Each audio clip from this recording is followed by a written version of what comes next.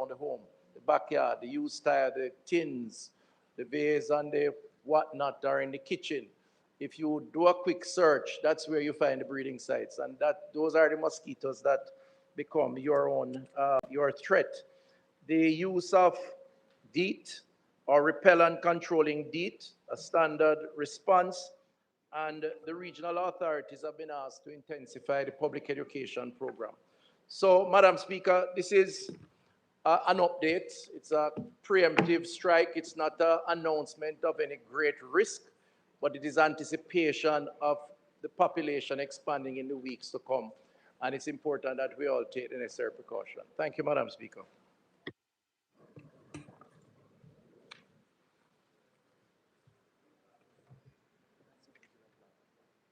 Blessed is the man that walketh not in the counsel of the ungodly, nor standeth in the ways of sinners, nor sitteth in the seat of the scornful.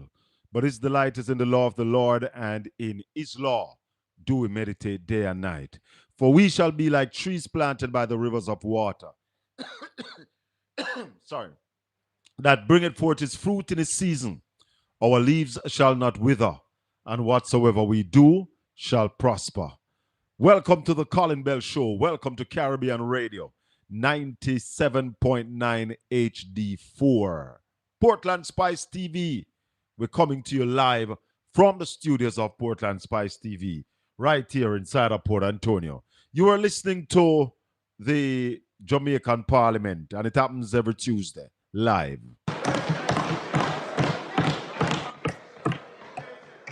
I must say, though, Madam Speaker, that with all due respect to the member from West Central, this is really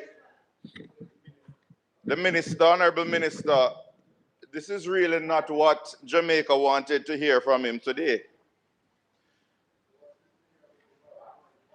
With a spate, well, if we are in tune to social media, member, we would know that there are questions hovering around about an Integrity Commission report. There are questions as to how we are really dealing with mental health in Jamaica and the renaming and rebranding of a hospital that has leaking wards, overcrowded patients, and no capital budget for about 5 years coming from the Ministry of Health. With previous announcements about destigmatization going back as far as from 2019 by the Honorable Minister, where residents are not growing their food at the Bellevue Hospital because of therapy, but because of sustenance, because the food budget has been cut.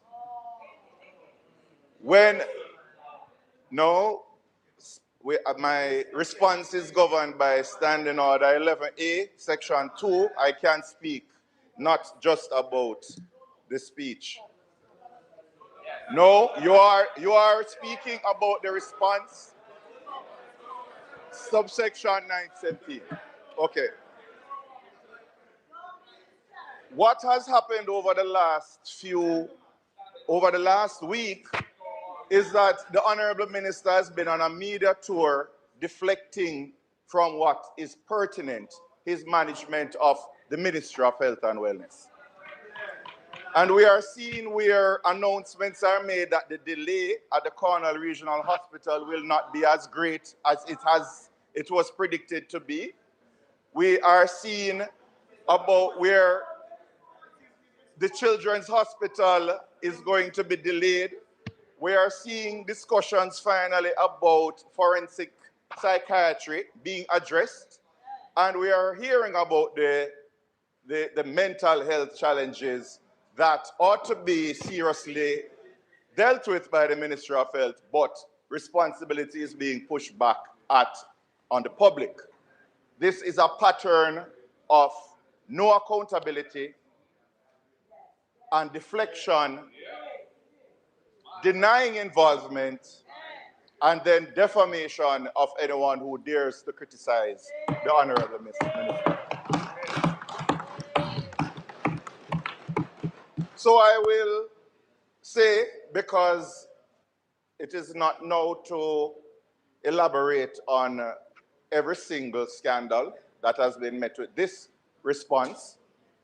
The archives are there, the Hansard records is there. But I will ask the Honorable Minister if, when the Auditor General's report on the state of affairs at the University Hospital is made public and brought to this House, if he will remember that he had direct ministerial interference in the composition of the board when they wanted to have a reformation of the leadership of that hospital. Because if what is out there is true, then whatever we have been asking about in terms of clarity, in terms of breaches of procurement guidelines, in terms of outright fraud and misrepresentation, overpaying for equipment, then we will see whether or not this situation at the University Hospital will need further drilling down. As we are talking about dengue, I will use my last 10 seconds to say that in Portmore, it is not just a fogging problem. The drains have collapsed, they're blocked. We need help over there, and it's not just about fogging.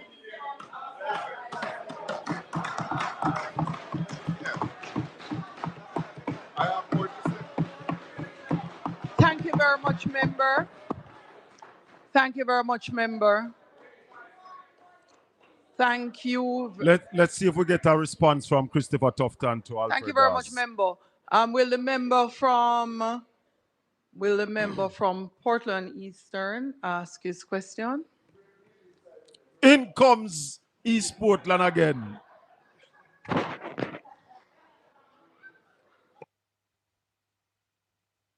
East Portland is in the house. Finally. Minister, my simple question to you is in relation to dengue. Is there any communication with local government in light of the fact that garbage collection has been next to none, certainly in Port Antonio? Is there any communication with local government, the local government minister and the ministry in relation to garbage collection in light of the fact that you're highlighting dengue as a problem now and the prevention aspect of it being garbage is a breeding ground for the mosquito. So is there communication, and will you use your power in the ministry to ensure that garbage collection takes place, especially in Portland Eastern? Thank you.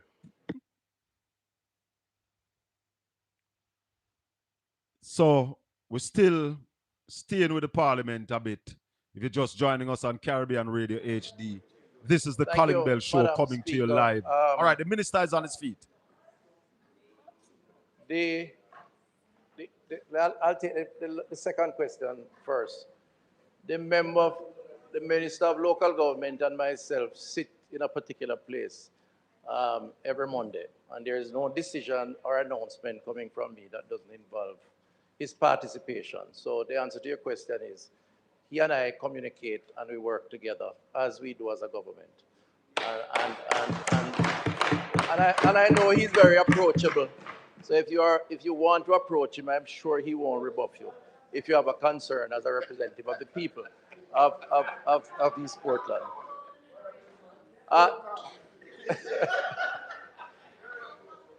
To the member who raised the other issues, I'm not sure if it was a question or a statement.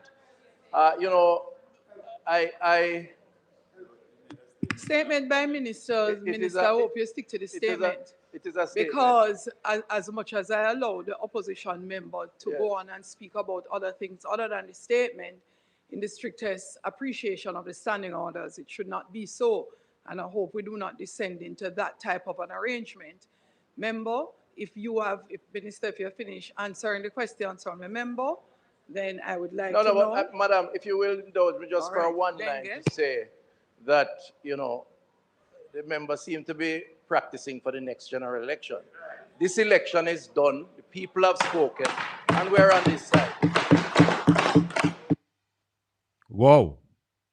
So Nothing about the concerns. They have won the election and that's it. That's why I've been saying to my listeners and viewers, There were no other mics on, so these are the last two questions. I'm going back to questions. First, it would be the member from St. Mary Central. His mic came on first. And after that, it would be the member from Clarendon Southwest. Minister, your mic can go on third, and that's it. After that, we One move on Omar the Noel. agenda. Madam Speaker, the minister's statement says the yearly pattern for dengue in Jamaica shows a distinct seasonality with the highest incidence of cases being seen in the latter part of the year, peaking around October. What I would like to find out from the minister is why are we now rolling out a public education campaign as opposed to earlier, and why a cleanup program for October and November as opposed to being a little bit more proactive, seeing that that is when the pattern says we have the peak. Good question. Good question. Member from Clarendon, Yeah. Southwest. Yeah, thank you, Madam Speaker. Minister, I noticed that you did not make any mention earlier of the likelihood of not just dengue but malaria being a concern based on recent releases coming out of the Ministry of Health. Could you say what accounted for your omission of this grave concern as it relates to those from next door who are coming into the country illegally, where you have detected that there's a likelihood, your ministry, Find what would about have 3 accounted for you cases of omitting malaria. to address that issue, which is a very important issue, I believe, that needs to be addressed. Thank you. Thank you, Madam Speaker. Minister. Thank you, Madam Speaker. To the member asking about public education. The public education program is actually ongoing. This is the time that I'm speaking to it, and we are going to intensify it. And it's an annual event, so we do it every year. The cleanup exercise is ongoing too. I mean, when we need to do special interventions, we speak to those interventions, but we have had several special interventions during the course of the year for one reason or the other. Of course, we coordinate and collaborate with the Minister of Local Government on that score. So it's not too late. As I outlined, the greater threat comes later this month into next month, and it goes on until January. As it relates to malaria, member, we have a special protocol where that risk is detected. We have no record at this point that we have malaria here. We don't. Or where there may be a risk, for example, persons turning up on our shores from wherever, the health authorities are normally very involved in that process, and they do their necessary inspections. And if there is a view either that is a possibility, then the appropriate protocols are in place. But as of now, we do not have that risk, and thank God we will hopefully try to keep it that way. So the public doesn't need to be fearful. Thank you very much, Minister. Announcements, Clark. Yes, my people, good evening, and welcome again. We've been listening to the House of Representatives, that's the lower house, sitting today. They sit every Tuesday. And we listened a little bit into the Minister of Health making a statement, and then questions. The Shadow Minister have 5 minutes in which to speak, not just to ask question. And we heard Alfred Dawes a while ago. We heard questions from Isaac Buchanan, question from Omar Newell and Luther Cousins. And it is the first time we hear anybody from East Portland talking in the first time in a long time. In 2 sitting at the parliament, the East Portland representative have spoken decisively. Ed Boy, good evening. Ed Boy. Ed Boy? Hold on. Ed Boy, good evening. Hold on. Ed Boy, don't hang up. Hold the line for me. I see a little issue here. Let me fix it. Let me fix this audio issue. with Ed Boy because I been detecting this issue from last week, Saturday morning. We've been having some phone problem.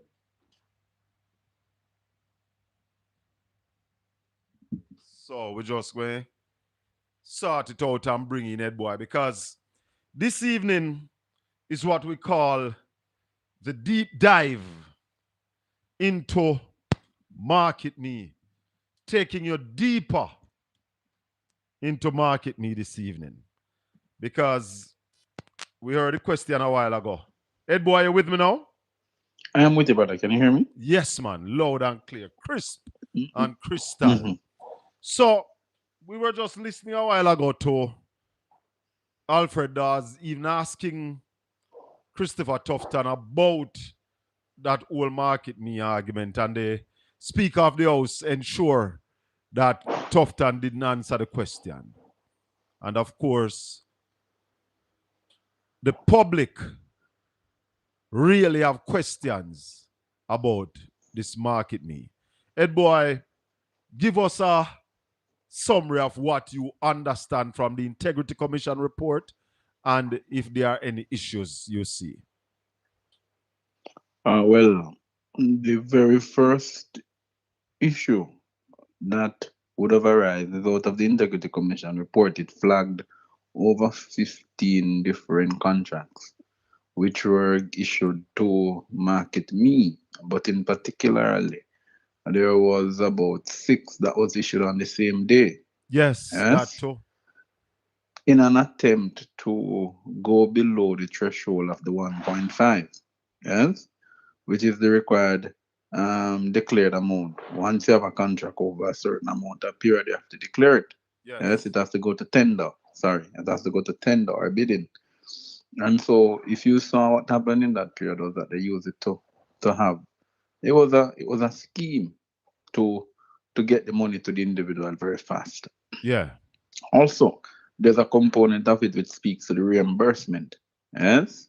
Now, the issue that the Integrity Commission has fundamentally with the Market Me situation was one, it was known that the current minister is very close to the individual. Yes? Mm-hmm. They were known to each other. They have had, they say, a professional relationship. Huh? So them say. But the word relationship is involved. And so, they have, over the years, they said they've had a very good friendship. But when you really look at it, you ask the question now, stemming from the Integrity Commission report. And that's a question the Integrity Commission was asking in its report. Was this value for money? Yeah? And was the contract influenced by the minister? Because it is said that at instances, the minister made recommendation for her to be issued contracts. Yes. So you're telling me what would create in any ministry, and you have been observing the situation long enough, Colin. In which ministry have you ever seen a minister get up and say, give this person a contract? No, give this person all the communication contracts. I remember these were unsolicited bids, Yeah? Yes. Meaning these were not she got to go look the work and the ministry called her and said there's work available. Yeah? She created work for herself. But I tell you something. Ed Boy. I want to play a clip from Simon Crosskill for you. Because Yes. Simon Crosskill and I, we had some going in, some 2 and 4 about this. Because the second day after it came out, I said to Simon, the day after it was released in the parliament, I said to Simon that the Integrity Commission had done good work. And he was of the opinion that because no charge was laid, it was a waste of money. But I guess when he went home and read more of the report, he came back to work the next morning sharing my view. And I want to play for you this clip. One of the I don't know what they are. In Jamaica, y'all have one man in the company and him are the managing director. So I don't know what her actual title is, but call it co-managing director of Market Me. And her name is Lindsay Madonna.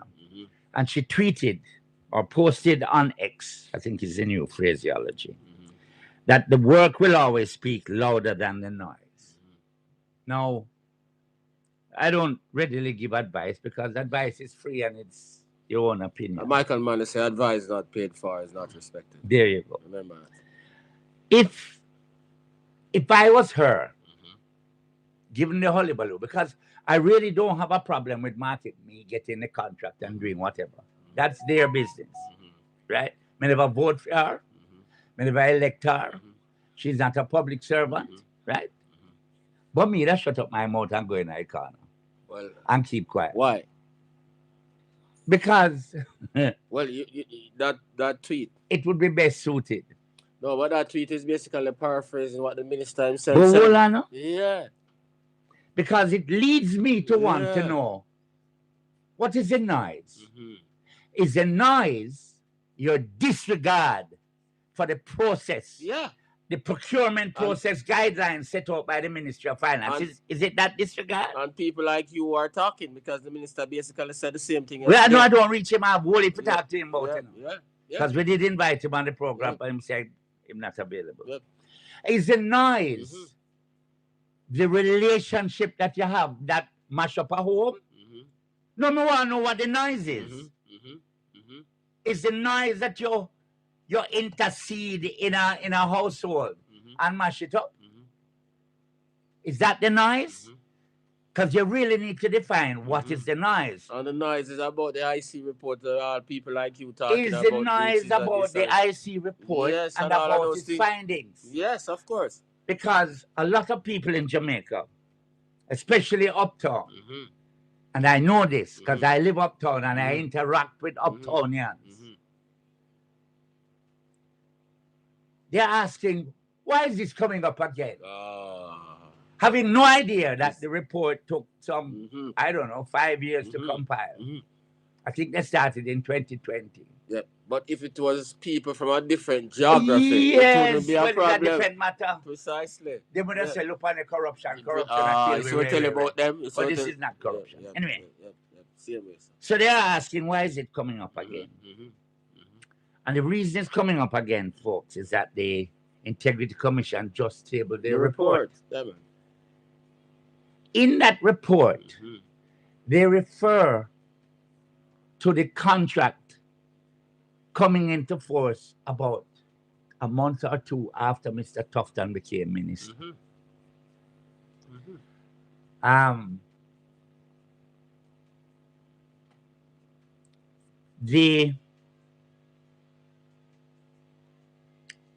When you read the reporting, if you go to page 73, there is a presentation made by Stephanie Shaw Smith, one of the legal luminaries within the thing, saying that her assessment of the proposal indicated certain deficiencies. This is in the unsolicited proposal from Market Me. So it was flawed. But that didn't matter to the ministry. No. Certain deficiencies which made the Integrity Commission report concerning allegations of procurement irregularities and conflict of interest in the award of contracts to Market Me Consulting by the ministry unacceptable. The investigator considers the absence of documentation to expressly convey the basis upon which the ministry took the decision to enter into a contract with Market Me. So there's, like you must say, there's no paperwork to say, why did the minister instruct the ministry? And language is important in these things, and it has legality, so me understand that. Why would the minister not awarding contracts, which is what the Integrity Commission concluded, but the minister said, I want all PR to go to this firm. Yeah, no things. So, all right. So he never say, I want this contract, that contract, but all. Don't overify that. You're the head boy. All public relation contract must go to Market Me? Ed boy? Yes, Colin. Yeah, man. So you heard it. All PR contracts, the minister instruct the ministry to send all contracts that way. Is that Yeah, how but government contracts are awarded? no, and also unsolicited was the worrying issue for me. Yes. Yeah, because when a proposal is unsolicited, that means that there is no RFQ. Yes, Right. and for the regular RFP or RFQ for the regular person is a request for proposal. Yeah, There was so there's none. no yes, But then there was none. it go further than that in a head boy. When an unsolicited proposal come to the ministry, it must be perfect. And in the report it said this one had problem. And they sent Yes. it back to them. Hold on, hear a little bit more. Just a little bit more. Track with Market Me on the basis of the receipt of an unsolicited proposal, a serious irregularity. Likewise, the fact that feedback was provided to one of the principals of Market Me as to the nature of the deficiencies identified poses a serious concern. The rules around the treatment of unsolicited proposals clearly stipulate that they should be uninfluenced by the entities to which they are submitted. So what they did now, they said, by the way, Market Me, this proposal is deficient. So you you need to need- fix this and fix that. So who said that? Or you mean won't say that? The ministry? Who in the ministry? Well, I said? don't know. The ministry is a building. I don't know if it's done. Well, remember, they did lock up the building the other day. I don't want to conflict issues. But Hold on. So, Ed boy, a whole heap of things go awry. Is it that the minister now just walk away with a kiss on his hand from the Speaker of the House? Understand, Colin. Understand that this is not the first time we are here with this very same minister. Eh? Understand that Market Me was the forerunner to the drill scandal. It was the forerunner to before we found out that Carnal Regional would have been the milking tree it has become. Yeah. So you are dealing with a ministry, and with, by the way, the first time in the history of Jamaica you have had a minister for 3 terms. 3 terms Minister of Health. We have never had it in the history of Jamaica. We have never had a Yeah? minister, even when the PNP was there for 18 years. Not even when the PNP was there for 18 years. You never have the same man running the Ministry of Health. No. But John it can't Jr. change. John Jr. served in 93, 97, and 2002. It was taken away from him and given to her for a period of time. I believe it was to Horace Daly. Yes? And then he was then brought back to so we never really have had a 3 terms minister of health. And I stand by that statement. Yes? So we know that that's a major hurdle. So this is the first year I've had a minister that has sat there for so long. But that means he's doing a good job. But that's the point. So fundamentally, Colin, when you look at it, is how do you know? And I want your listeners and the public to see, how do you go beyond this current minister that we have? How do we look at advocating and increasing the advocacy around the health sector? Because we seriously are in a crisis. When you look at what is happening at the Western Regional Health Authority, particularly what is happening at the Western Children's Hospital. Eh? Here are some questions, Ed boy. Because if there was a friendship between the minister and any director of Market Me, that should have been declared. That was not declared. Is that a breach? It is. It is a breach. And by the way, no minister should recommend anybody for a contract. To be honest, if it were that she had the discussions with the permanent secretary, and I keep on asking for the same ministry, why is this ministry in so much issue? Where is the chief principal accounting officer? That is the permanent secretary. Yes, the one who run gone. Don't stand Brian. Huh? Don't stand. No, this ministry has lost space, change space more than woman change clothes. Huh? Talk to me. Remember that we had under the PNP, they transferred when Elaine Fastalin was at education, they transferred her to the Ministry of Health for a short period. She was one of those who objected to market me, and she was sent home unceremoniously. She objected to market me. Yes, she did. While she was Minister of while she was the PS at Health. Now we come Dunstan Bryan took over. For over 4 or 5 years, there was no audited reports coming out of the Ministry of Health. No, but to date, they are almost at $1 trillion that has not properly been accounted for at the Ministry of Health. In fact, yes, think of the figure here. It is $829.6 billion that have not properly been accounted for at the Ministry of Health. But Colin, anybody who plays with health, security, and education is a wicked man. But this is a question for all the laborites out there, the GLP bloggers and the GLP defenders. If this lady was Chris Tufton's wife, would it be okay for him to take her to the ministry and say, give her all of the PR contract? And what if we find out that they are now living together? You're asking what if? Yes. Let me remain silent here because they say silent is consent. What if it is now that Christopher Tufton and Miss McDonald, they are now living together? Wouldn't it be that Chris Tufton would have feathered his nest?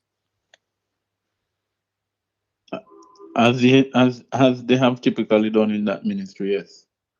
Because if they are together and she used that money buy furniture put in the house or pay any bills, wouldn't it then benefit the minister? And I think ultimately maybe that's a component that the Integrity Commission is looking at, that they might not have disclosed to the public. Why wasn't he charged, in your opinion, Ed Boy? To prefer charge against someone, you have to show benefit. Yeah? It comes down to the ultimate beneficiary, ultimate person who has benefited. Yeah? If substantially, the minister. People in the chat room are saying, yes, them live together, they are together. All of that kind of something coming out of the chat room. But the Integrity Commission will not be privy to that because they can deny living together. The Integrity Commission not sleeping out them get to save them living together. If you understand the point that I'm making. I understand.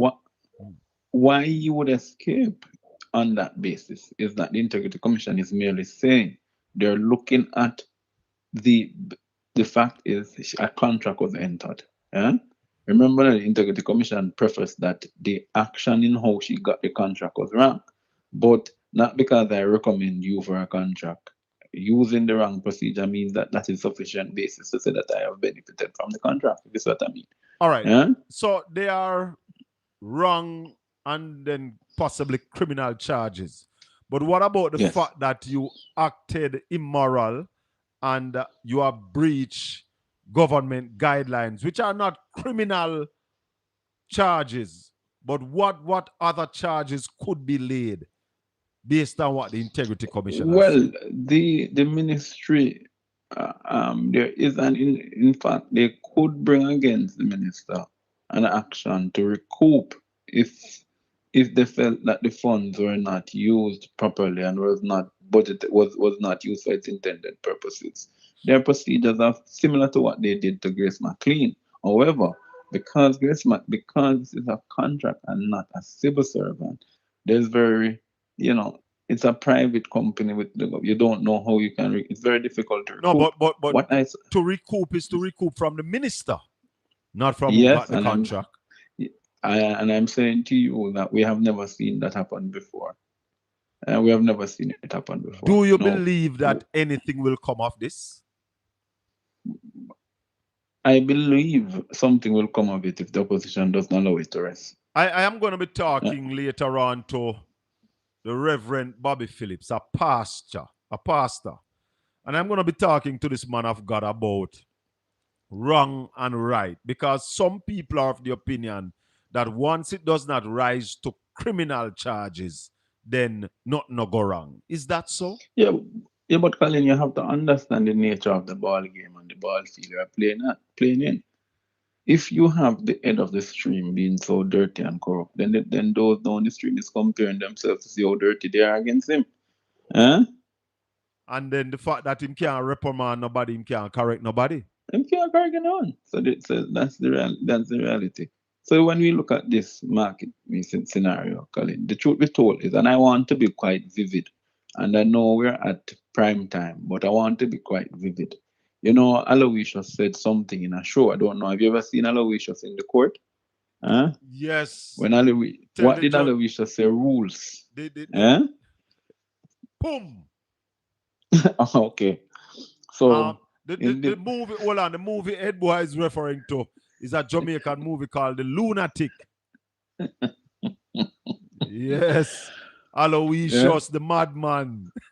Yes, and Aloysius the madman was the most sensible man. Yes, yes. And he said a most profound statement that thing rules. Yes. And we are seeing in this $80 million contract. You know, you're an creative, Colin. Yes. You know, Vibes got another song that he gave reference to the Benz and comparing it. You know, that's not a Vibes Cartel original, you know, that's a Grindsman original. No. Give me the that he did over back. Yes, I heard the old song cab before. Just go and go cool out. Boom, boom. I hear Andre Stevenson was playing it the other day. Yes, man. I hear the Rev. I say, well, the Rev. But you know, when you really look at it on a serious note, Colin, you really look at it and you see that this is a matter of one. There are those who have taken the public purse to become their kitty or them personal spending power what them can use to attract who they seemingly they want to attract on the basis of government contracts.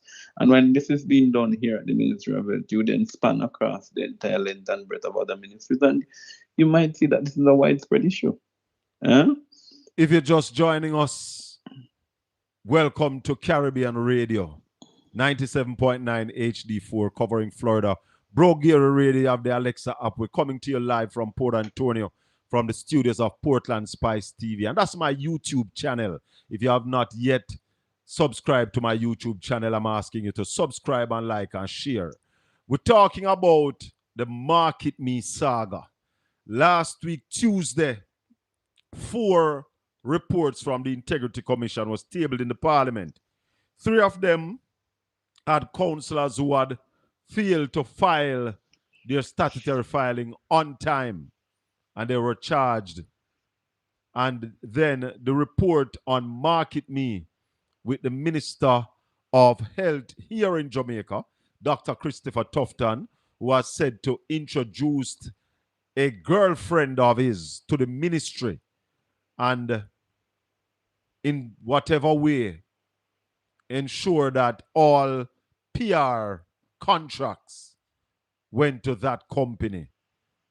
And of course, the Integrity Commission is saying that they have not found criminal wrongdoing, but ethical standards were breached and government guidelines and procedures was also breached in the awarding of these contracts to Market Me. Over 15 of them that was awarded.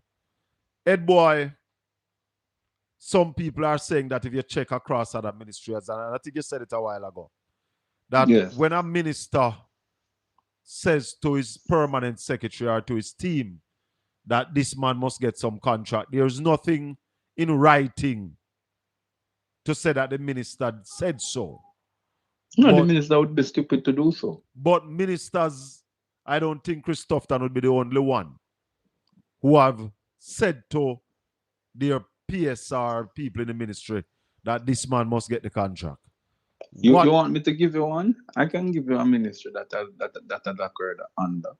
Eh? Talk to me. When our good friend in Western St. Mary, good evening, Bobby. Yes? When Bobby was at Ministry of Transport, remember, Bobby gave unsolicited, for example, the pilot lounges. Remember that pilot lounges were being fixed up at Tinsupen at the one there, Ken Jones and Ian Fleming and Negril. But hear the joke. Tinsupen was being divested. So why are you fixing up a pilot lounge? To make certain somebody gets some money. Same occurred in Ken Jones and other places. I use this example to say, and most of who got their contracts and the recommendation, Colin, of the minister. Why, Jamaica, some people say Jamaica is not a real place. But, Ed Boy, I have a few clips I want you to comment on before I make you go. I have one more clip from Simon Kraskill with this market meeting. Listen some more of this, my people. In relation to the Ministry of Health controversy. Did you know?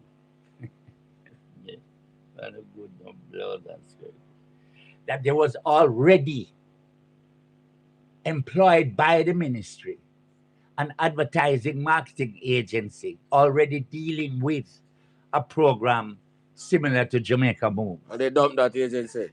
Wow. Notwithstanding that, when the minister come in and say, by the way, I want this firm, they're very good to deal with everything. Although there was an agency already. But here's what I'm curious about. Nobody in the ministry, neither Dunstan or anybody else ever say, but minister, these people are dealing. Why Nobody know about the minister? No. Yep. Why you want to bring in another agency? By the way, the unsolicited proposal that them sending is flawed. Why we don't just stay with the people who have already? They're called OGM, by the way. Okay. Yes, it's mentioned in the report. Yeah, we know OGM. Yeah, man. Oral and them people. But the whole thing, the boss says so we just roll with the boss. No, but we don't take on the boss. But hold on, the Integrity Commission suggests the existence of a similar campaign would therefore automatically disqualify the proposal from consideration by the ministry as an unsolicited proposal. In these circumstances, the Ministry of Health would have engaged in a competitive bidding process upon receiving the proposal from Market Me, or simply disregard it. Yeah, but they didn't. No, true. And the question is why? Well, here's my question, because we don't have too much question for me. When the observer say, the man say it's relief and regret, and that the thing exonerate him, like we have a new meaning for the word borrowed. We have a new meaning for exonerate. Yeah, you see that? Because me no see no exonerate. You know who usually do something like that? Again, somebody that the same people have criticized on a daily basis, Donald Trump. You remember when Donald Trump said the Mueller report exonerated him? Exonerate, not even left testicle. Well, the same playbook, you know, sister. All right. The same playbook, so we now go to America. We are still at Jamaica. Ed Boy, I don't know if you heard a news clip yesterday. Dean Jackson Miller was talking to, I think, the president of the Fishermen Association somewhere down at Treasure Beach. And she was talking to him about what is happening in the Caribbean Sea, where the U.S. is blowing up, quote-unquote, narco-terrorist boats. And the fisherman said that 2 Jamaican boats, as far as he know, have been taken away and blown up at sea, and the men brought to Port Antonio and arrested. You heard it? No, I have not heard that. And if that is the case, then that is a grievous breach of our shipwright agreement. Listen to this. Are seeing our drug trafficking boats coming out of Venezuela And the Secretary of State of the U.S., Marco Rubio, told reporters last week that the attacks are what he calls targeted strikes against imminent threats against the United States. But there's a lot of controversy in the U.S. about these strikes, at least 4 of which we've heard of so far. There are some arguing, including members of Congress, that the president is acting without legal authority, that the administration has not shown evidence that the boats were carrying drugs or that the passengers, including those killed, were guilty of anything. The people on the boats have been described by the White House as quote-unquote narco-terrorists. So we've been talking now, have with us in this segment of the program, Sean Taylor, who is chairman and president of the Jamaica Fishermen's Cooperative Union.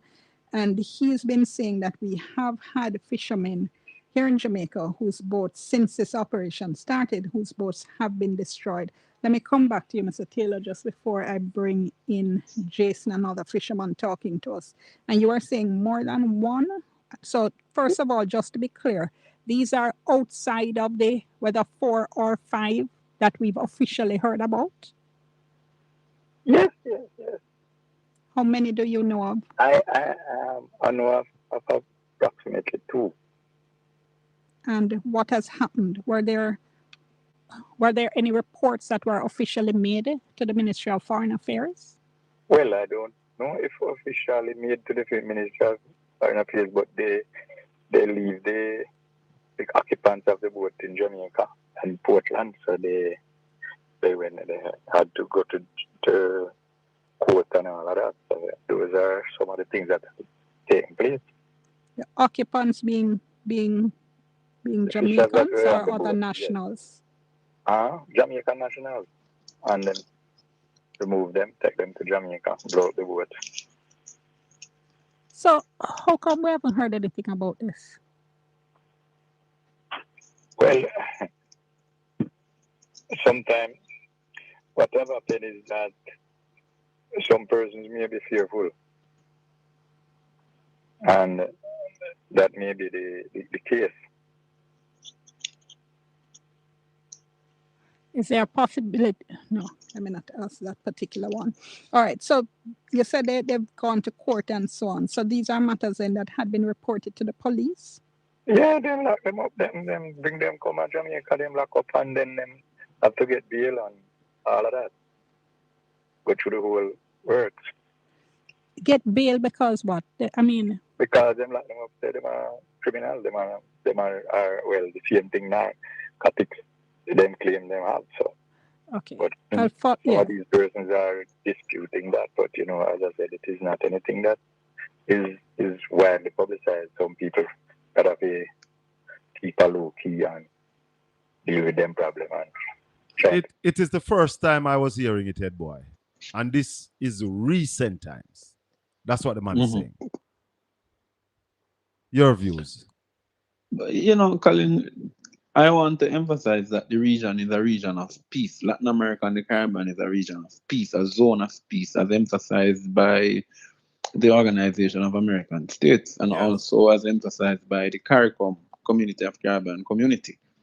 Now, when we look at what is happening in Venezuela, and particularly on the borders of our sister islands of Trinidad and Tobago and also Grenada, we are worried because not only is the operation in the southern Caribbean having issues for the wider security issues of the Caribbean, but it's also posing issues for fisher folks, and particularly fisher folks in the islands of St. Vincent and Grenada, and even in Trinidad. They have had to be on the lookout because of the excessive level of military power and the military might that the United States has brought into our waters.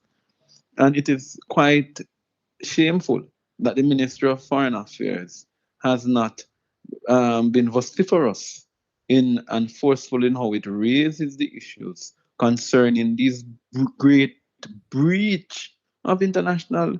The United States is a member of the IMO, the International Maritime Organization, which they are bound by law to respect the International Maritime Organization rules. But here's the question, Ed boy. Here's the question. And let me remind everybody, Sister Maxine, good evening. Sister Tanya, good evening. Let me remind everybody, Sister Danet out of the UK, that the chairman of CARICOM is the Prime Minister of Jamaica, Dr. Honorable Andrew Holness. We have not heard a sound coming out of the chairman of CARICOM. What can go so? You will not hear any. You must understand that the United States just ranked Jamaica as being one of the top 4 drug producing, distributing countries in the region. Yes? Don't expect this administration to speak, because you and I know there are many persons who are very close to this administration who have been accused of the very same thing. Yes? But how can we not speak? And then with this report coming to the fore now, that 2 Jamaican boats have been blown up. I don't know if you remember that story where some Jamaican fishermen were taken off their boat blown up. I was referring to the shipwright agreement, KD9. They were on the back of U.S. Navy boat for about a week. Yes, they were abducted. Yes? And the shipwrights agreement was violated. So we have a Ministry of Foreign Affairs, by the way, and understand this, Colin. And as I go, I'll say this as I go. The Jamaica Labour Party is conflicted when it comes on to speak into any issue surrounding the United States and Israel. Let me say that with no water in my mouth. There are ministers within the government of the Jamaica Labour Party who toe the line when it comes on to the United States because of their precarious positions. What do you mean by precarious position? What kind of precarious position our honorable ministers are in? You and I know. And you won't pull my tongue. One more before you go.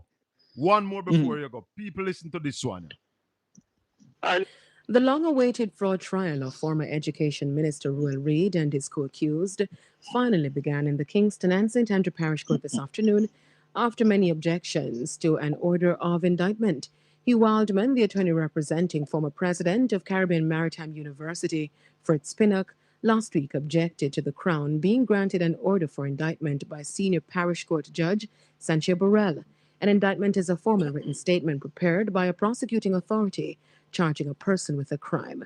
Judge Burrell ruled that the issue raised by Mr. Wildman had been definitively settled by the Court of Appeal. Mr. Pinnock, Mr. Reid, along with his wife, Sharon, and daughter, Sherelle, were arrested and charged in 2019. They are accused by the FID following a probe into an allegation of diversion of nearly over $25 million from CNU. Despite numerous objections, the defendants were arraigned on a 35-count indictment. They pleaded not guilty to the charges. The trial is scheduled to continue on Thursday. Any views on this one? My view on it yes. is I hope they lock them up and throw the key for all those tricks they played on us. You think anything really going to come out of it, boy? Well, let me tell you what will come out of it. If it is that Mr. Reid is not convicted or is just basically given a slap on the wrist, what we'll have in Jamaica is a decay in justice. Yes?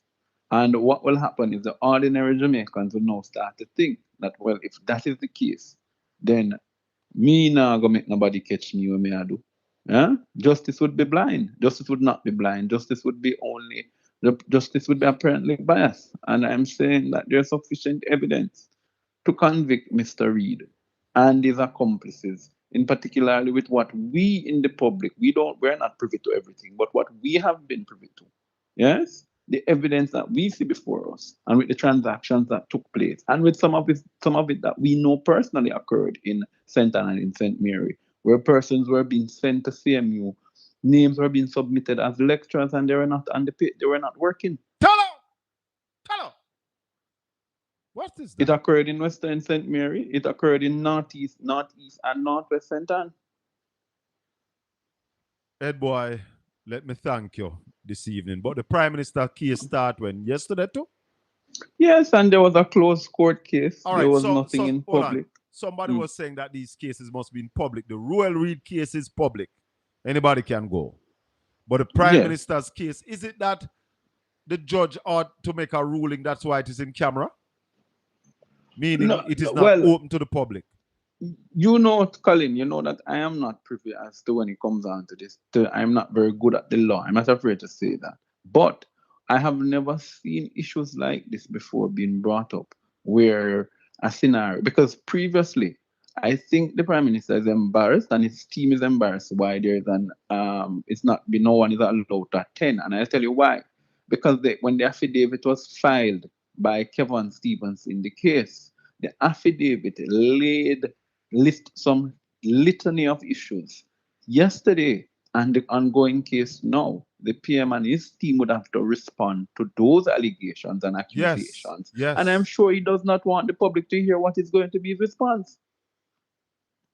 So, hence why his legal team would have successfully bid for a no camera. Yeah. All right, my brother. So you are we of, know. hold on. What, So you are of the opinion that it is the Prime Minister's team who asks for it to be in camera? yeah, yeah. You It can think so? come, the request can come from either side. I don't expect the prosecution is going to ask for it to be in camera. It has to be. Remember, the first case was a public case. That's why when the affidavit was filed, we could have gotten it from the website. Yeah? Yes. This one, they're attempting, because remember now, whatever responses is given by the attorneys on behalf of him will be the responses of Mr. Holness. And so if he lies in camera, if he lies in the public view, eh, so, but we are watching this case, Colin, and I can tell you that this is going to be a very test case. Whilst I watch this case and Royal Reed's case, I am still watching Paul Buck, who has continued with who's going to continue his challenge as well. Yes? And it's been a while we haven't heard anything about SSL. Guess that's over, right? Well, I want to give you a joke. I want to ask your good friend, why all of a sudden certain people silent and not making any noise about money anymore? I go and leave you. Yeah? Later. Head boy in the house this evening. Thank you very much, my brother. We're diving deep inside the Market Me saga. And we want to talk to Pastor Bobby Phillips. And you might wonder why Colin talking to a pastor about this. Because if you tell a lie in your house, it is wrong. But you might not be criminally charged. There are ethical guidelines. And I deliberately went today and I go look what does it mean to be referred to as the honorable minister, the most honorable prime minister. What it means. It means that your reputation must not be tarnished or sullied.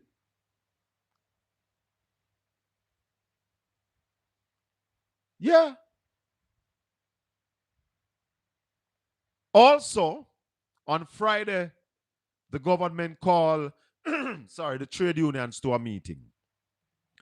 Some of the trade unionists did not go to the meeting due to the fact that they didn't believe that it was important and they were not going to be discussing in public the negotiations. But a lot of things are turning up now. Yeah, I see that one day Everton, where Tom Tavares said he has applied for the caveat to prosecute Norman Scott. That will not happen. That will not happen. I guess the Senate president might have had too much to drink when he decided that he wants to prosecute Norman Scott. Why you never prosecute George Wright? I want to finish up that clip here. So we're just going to let this ride? Well, so we're going to let, first of all, we'll let the drill thing go. 2029. Yeah, will you stop preempting me? All right, boss. Sure. I practiced this last night, bro. All right, go ahead. So hold on, man. So we let the drill thing slide. Yeah. Right? With a very implausible response from the minister. We let about 2 dead baby scandals slide with implausible response from the minister. We let the PAHO report on one of the dead baby scandals slide. When them tell we say, so it's too technical for you and me, so we're not about to release it. We let the $892 billion over 11 years, and let me not say unaccounted for, without it being properly accounted for. We let that slide. We let the COVID spend slide because it was during COVID and they didn't have to go through the whole procurement thing. Time to get out of the trouble more. All right, Simon. All right. Thank you very much. Hold on. We have on the line the Reverend Bobby Phillips. Pastor, good evening. Hello? Pastor, you hearing me?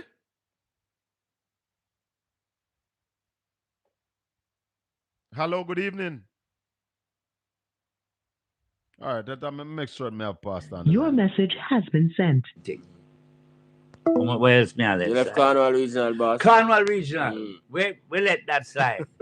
We ain't not done yet. No, man, we're not good. Yeah. We're not good. Yeah. There's another thing that slide that I can't remember. Anyway, it slide down the hill and it gone. So that's it. No real accountability. That's just it. I cussed the Integrity Commission yesterday. However, on reading the report, other than saying the man have to go to prison, I don't know what else they could say in the report. Precisely. When you read, that's why I'm saying get exonerated. Because I never recommend saying for God prison. No, exactly. Yeah. When you read the 88 page, and when it says he was not directly responsible for awarding contracts and so on, yes, that is true. But if Mr. Smith come down here and say, Simon, tomorrow I need you to go Mobile, go do a OB. I gone to Mobile, go do the OB. Or you find somewhere else go work. Which is what the people in the ministry, the minister says so. Yeah, simple. Yeah. What about the boss? The boss says so.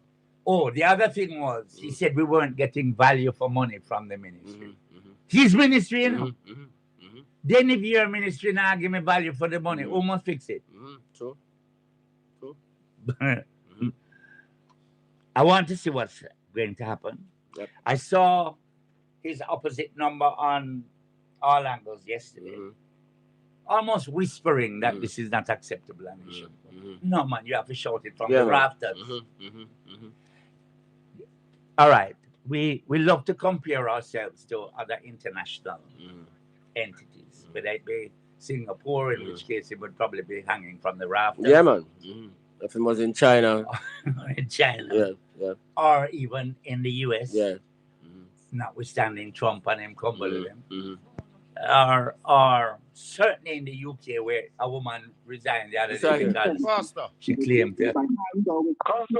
Pastor, good evening. Give me 10 minutes, please. All right, not a problem. She claimed housing money for about £3. Yeah. So have to step Deputy Prime Minister. Deputy Prime Minister. Yeah. So here is what I'm curious about. Marlon Morgan is part of the communications team, Senator Marlon Morgan. Senator Abta Fitzhenley is also one that you'll hear regularly. Nobody no come out and defend Mr. Tough. Marlon, where there? Nobody no come out and defend Mr. Tough. No, you see, or if you defend the indefensible, Simon, can't defend it. You see, let me tell you something. We are at a stage in Jamaica now, and maybe in the world, where wrong seems right and right seems wrong. So for those of us who call out the wrongs and the corruption, we get cussed out by people who are supporting these corrupt leaders that we have.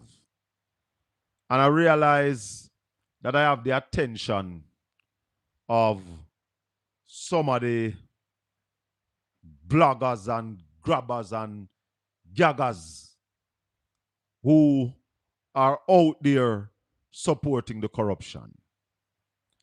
I was called yesterday evening to watch a TikTok live with Yeti Boy. And I remember making a statement on this show that me no know of one length of pipe that the former member of parliament ran in Portland. And I saw he put up a pipe turning on ceremony. You know, when they run pipe, them have this ceremony where they turn on the pipe, turn on the water, and people cheer and politicians turn up and all. And I see him showing a pipe turn on up a Seaman's Valley. Now, Yeti Boy, come on, man. Do better than that. That project was the Maroon Water Project done by Colonel Warrell Sterling. I was at the turn on because I was invited by the Colonel of the Maroon. The former MP was present. She had nothing to do with that project. The project was written and sought by the Maroons in Moortown. In fact, I remember when I just went into the Rio Grande Valley, you have some people live up on place named Hilltop. Them never have no running water up there.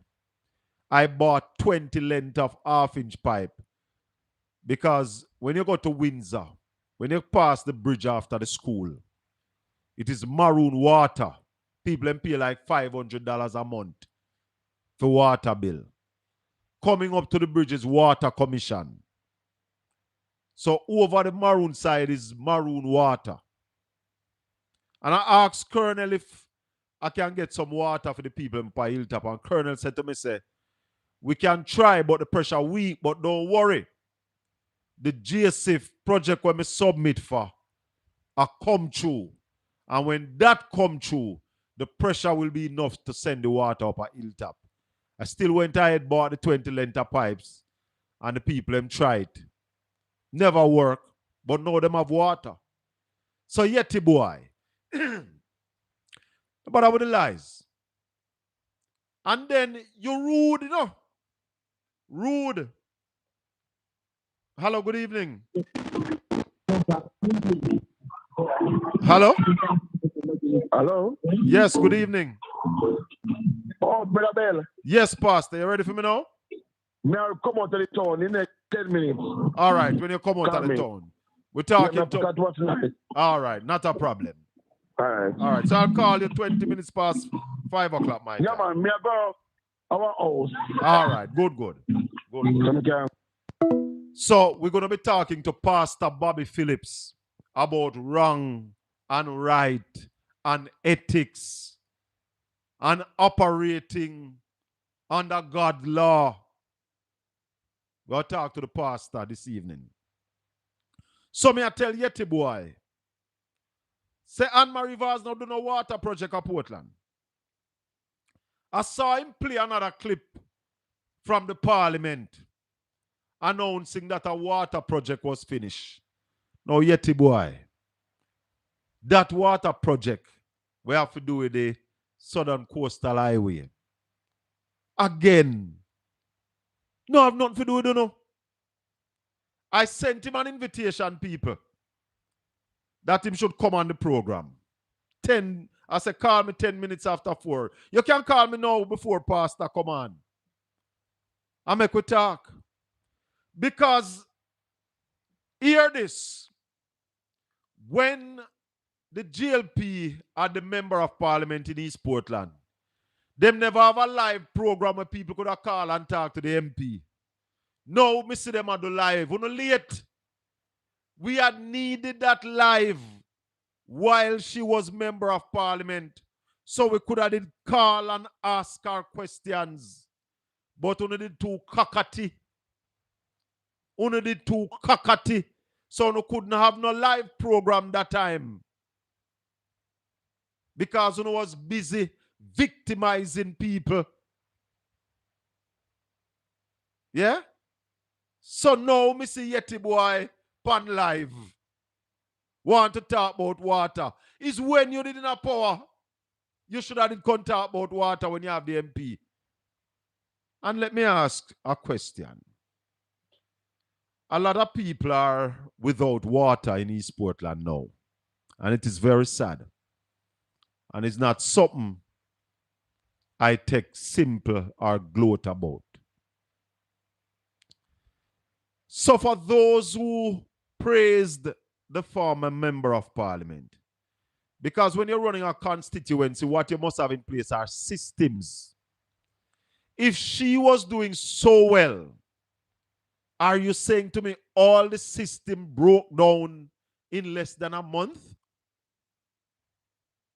It's not a month yet since Isaac swear in. Or just about.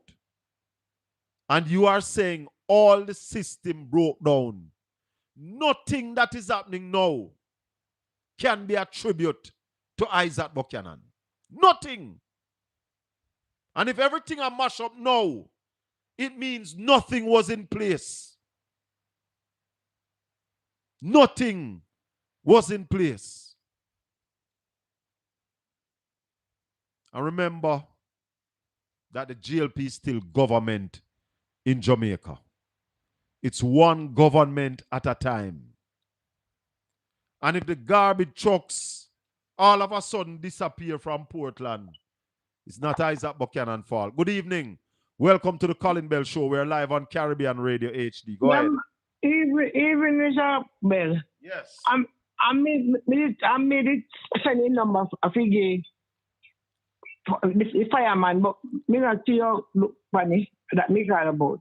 Oh, shucks. They if you call me when me not there here. If you call me now, me can't send it go give now. All right, me not call him. I see him number that me want to find out. Yeah, man, you can call me on this when I get off here. All and right. I will send fireman the number. Go back to class. Yes, man. Yeah. So me I say to Yeti boy that if we did have things in place and systems were set up, it wouldn't brought down so fast. But you see, some people want to hold people beneath them. So them don't put systems in place that the people are independent of them so the systems work. And then you come from real Cobra. Come up here, this Portland people. And where you come from, across Portland people, man? You come here, come find refuge. A refuge you come here, come find. Because obviously you never comfortable which part you been live. So you come to Portland, come find refuge. And I disrespect Portland people, them. Yet, boy, be careful. Be careful. Because I just say you can find your best life. So, be careful what you say about people who vote for what they want to vote for. Marshy. Oh, you know, Colin.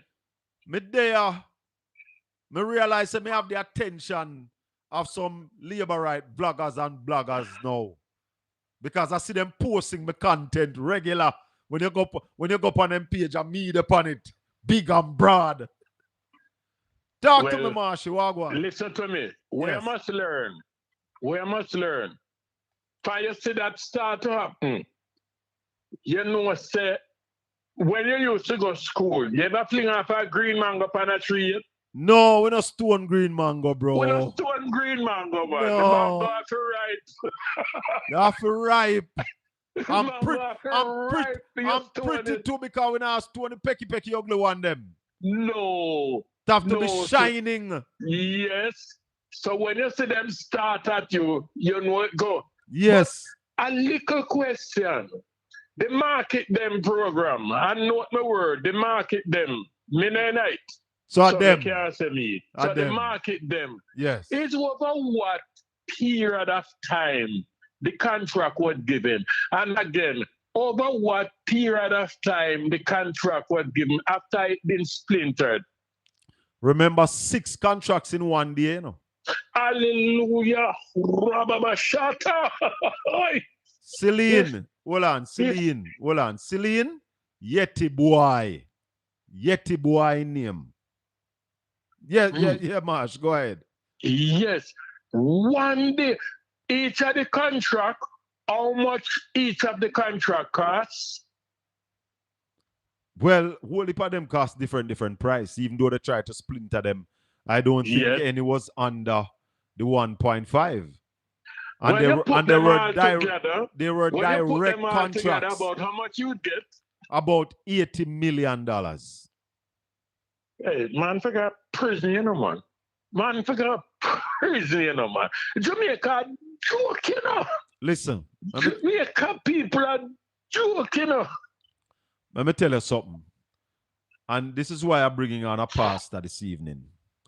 Because I am of the opinion that the upholder is just as bad as the thief. Of course. I am of the opinion that you have a lot of people on pulpit preaching and bawling out in Jesus' name. And they are upholding wrongdoing. And stick up in. And those people, listen when them are talking at tongues. If you not hear them put the word rabbinite, rababasoka, rababashata. Yeah, they always have to expose themselves that they are robbers. Yes. Yes. Continue, Colin. All right, Marshy. This does not look nice. But tell me something. Just before I go, the little rain was set up with you. Yeah, we NWA start to talk already about road repair bill. Now last week, the man reported the rain before the election. Let me tell you something. Let me tell you something. God. You see, people who support political party, Marsh, and it's not just the Labour Party. You have some people who support our party too. Yes. Who, if the party wrong, them want you say the party right. Yes. I am not welcome in certain quarters here in East Portland because there was a time when the GLP was in power because enough people new to media. I am in this from 1993. Yes. Yeah? So most of the PNP 18 years, I have been on here. And when things now go right, me used to beat PNP bad. Yeah. I'm not lying to you. And that is the reason why some veteran PNP no really favor me. Because at the time, they were of the opinion that I should not be a member of the party. Or I should not say I'm a PNP because at that time, I wasn't a paid-up member. But they were of the opinion that if you say you're PNP, you're not to criticize PNP rubbish. Well, you hear me? Me get licked to criticize PNP about 2-3 weeks ago. But here where PNP are going to lick me for now. You see the clip here where the policeman did a plant the magazine under the man bag? Where it look like. Me can't only say it look like. I'm going to zoom it up or nothing. But I see a clip where whatever Brooks in name said nothing no go so. Well, hear me now. We are not idiot. You see that behavior there? That's enough of we black Jamaican brothers and sisters. I get gunned down. Right? Yes. And something like this, where is the voice of the PNP? Well, let me tell you something. 28 of them in the house. And you tell me, say them are sit down and make things like this happen? No, they can't. They can't. They have to rise up, Marshy. They have to rise up. Colin, I am running, but hear this before I go. And I say it today, I told Jeffrey this today. In 1945, the great Adolf Hitler was a tyrant and he did bad more anybody else. When pressure take him, you know when though? He commit suicide. His wife also go commit suicide. when the pressure comes along, and if you think that was bad, listen to Ceausescu of Romania. He was a tyrant. When the people rise up, him send the army, go kill them off. And the people rise again. And after them rise, the same army turn around on Ceausescu. And when he come for him, the army killed Ceausescu and his wife also. Andrew, when you see your wife, be careful. Later, Marshy. Take care. As I said, listeners, I didn't watch the full clip. I didn't zoom it up. I didn't do anything extra to see it. I saw it and I am waiting. I am waiting. And I keep saying to Jamaica, we must remember that we are our brother's keeper. Stop turning a blind eye to things. It can happen to you. It can happen to me. We have to be serious. And if we lay down arms and say, sure, I know me. When it come at your doorstep, you will feel the pangs of hell. I warn Jamaica. We have to defend Jamaica. I hear 119 talking about this market meeting. And I stopped listening to 119 from the other day. Because in the election time, 119, I find him to be very jail-pish. And I still listen because sometimes him have some good content. And when I hear him on this market meeting, it really shocked me. And that's how I believe we are to operate. Wrong is wrong, and we must call it wrong when it's wrong. Right is right. Yeah, man. We cannot be saying we are choose Jamaica and we are defend Jamaica. But we only choose and defend Jamaica when it's not our party in the wrong. When our party in the wrong, we not say nothing. We not agree with that. Make we listen a little bit of 119. Hold on, let me take this call. Hello, good evening. Welcome to the Colin Bell Show. Yeah, Mr. Bell, evening. Talk to me. Me watch your video, you see? Yeah. And let me tell you something. The same direct, say like all the politicians going headway and a search back seat, and think one down the front and search the front. The same, when they come out back way, if I plant him, try to plant the magazine, so. Well, he's a blind man because if the magazine drop out of the face, right? When he come out, you know, he's supposed to see it, you know, because they're right almost at the edge beside the shot. I think got some clothes or something there, you know. So I couldn't drop out and invest. They can't drop out. If you drop out, they must see it and they must come out back, sir. So him left it in there? Exactly. You see, because if he was to drop out there, so when all right, him pushing ahead, you know, right? Yeah. Go right up and a search. So he must come back out, you know, with the flashlight. You want to see the magazine, panic, he can't see.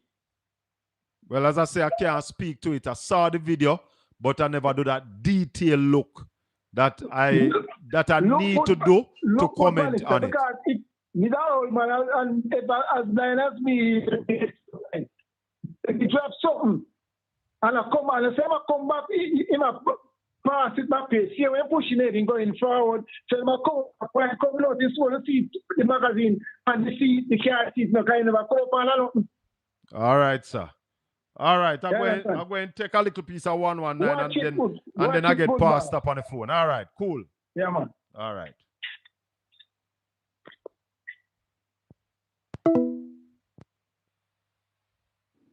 And I have to be very careful. How do us, the taxpayers of Jamaica, know that when Miss McDonough got that $80 million,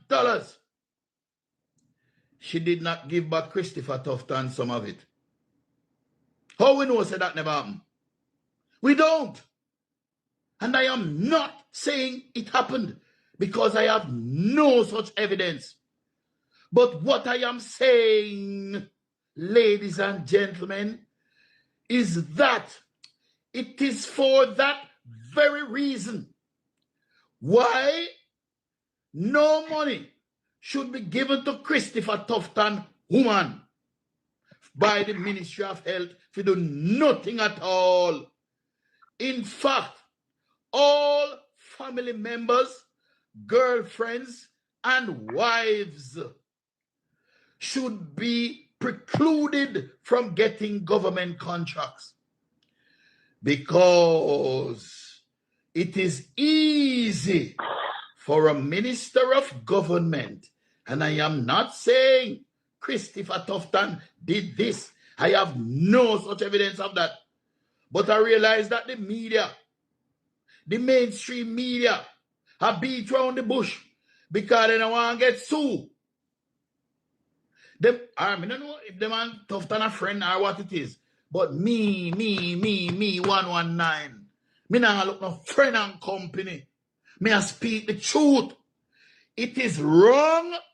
It is improper. It is a terrible thing that happened with our taxpayers' money. We have Pastor Bobby Phillips on the line. Pastor, good evening and welcome. Good evening, sir. How are you? I am giving God thanks because I have been blessed and highly favored, my brother. Blessings. Yes, man.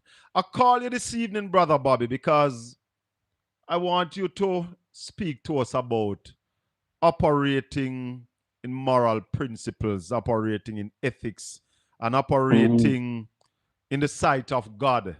Because God said that if we should call upon his name and seek his face, he will heal our land. And Jamaica needs healing. And not because something is not criminal means it's not wrong. What are the biblical rules that our leaders should operate by, Brother Phillips? Well, basically, we want to talk about ethical leadership. Yes. And this is really a practice of being fair, honest, have principles in decision making. It has to do with integrity. It has to do with leading people in the right direction. So it covers a wide aspect of leadership. But most of all, it has to do with integrity, character, honesty, fear, and being principled. Where in the Bible, if it is there, that says our leaders must operate in that way? Well, there are many scriptures that speak to ethics, and morals, First of all, we understand that God is the ultimate standard of what is wrong and right. The Bible is the principle or the basis on which we should conduct our business, our lifestyle should be directed by the Bible, and leaders should be directed by him. Because it is the Bible that gives us the principle of what is wrong and right, and that speaks to morality. And if I am a leader and give opportunities to my wife and my children, is that correct in the sight of God? And next thing we must also understand is that whatever laws that exist in a country, then it is also the underpinning for the society, which could be seen as something moral and principled. So, in other words, I'm saying that the laws in a country should be there to underpin the society, and could be seen, the Constitution and the law is seen as the country's Bible. Oh, okay. And it's the country's Bible. And God recognizes the word. Sorry? Go ahead. No, you go ahead. As long as it's in alignment with morality. So when it comes out to nepotism, it is wrong. Leaders should not nepotism, and even in the church, yes, from a biblical perspective, Leaders are expected not to do certain things. One of the things leaders are not expected to do, especially in the church, is to angle church money. There's a principle by law in the finance that leaders, pastors, or anyone of his family should not be a part of anything financial in the church. Tell her, hold on the pastor. So you are saying that the pastor wife shouldn't be the church treasurer? No. It is incorrect. Or the pastor daughter shouldn't be in charge of the son-in-law, fundraising committee at church? No member of the pastor's family should have any involvement in finances.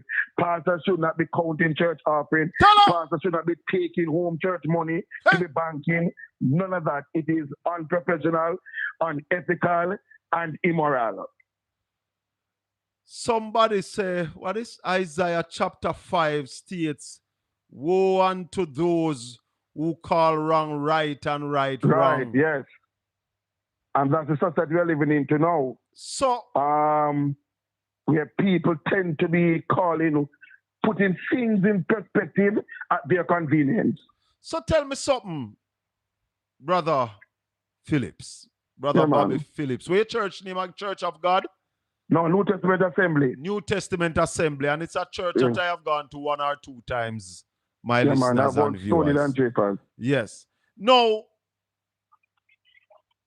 pastors and church members are okay to be to associate themselves with political parties. Isn't that so? Well, some churches, some denominations forbid their members and their leaders to be a part of a political party. But what does the Bible speaks to? The Bible says, we cannot separate politics from the church, No? You can't separate politics from the church. As a matter of fact, the church's responsibility. I am looking forward for the church to be more involved in politics, to bring some more moral standard to the church and to the society and to politics. But help me with this. Help me with this, Pastor Phillips. If it is known that a politician is in wrongdoing and the church endorsed that politician, how that work? The church, regardless of political affiliation, God comes first. Yes. And if I'm affiliated with the Jamaica Labour Party, for example, and I see something wrong is happening in that party, it is my responsibility, first of all, not to be compromised with what is happening. Mm-hmm.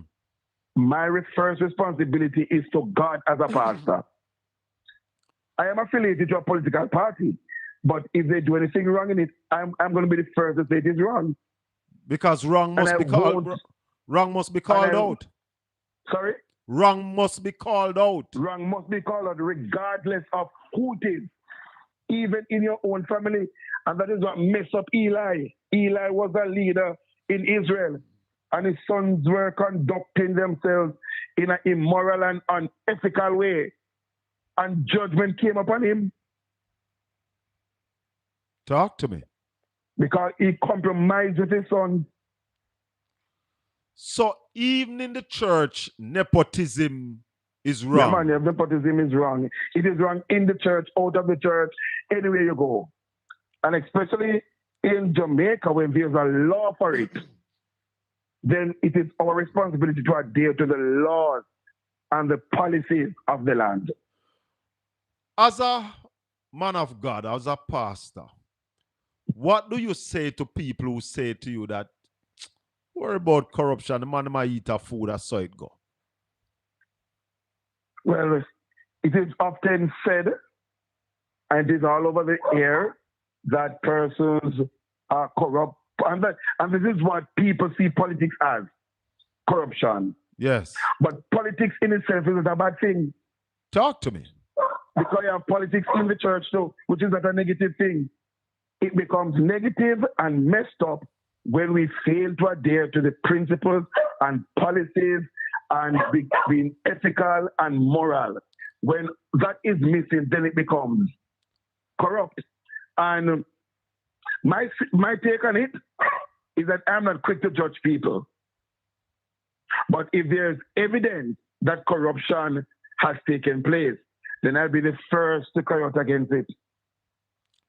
So, when we know, Reverend, live in a country where we expect that moral standard ought to be upheld, and we see where these moral standards are being pushed aside, is there any responsibility for the church to guide our...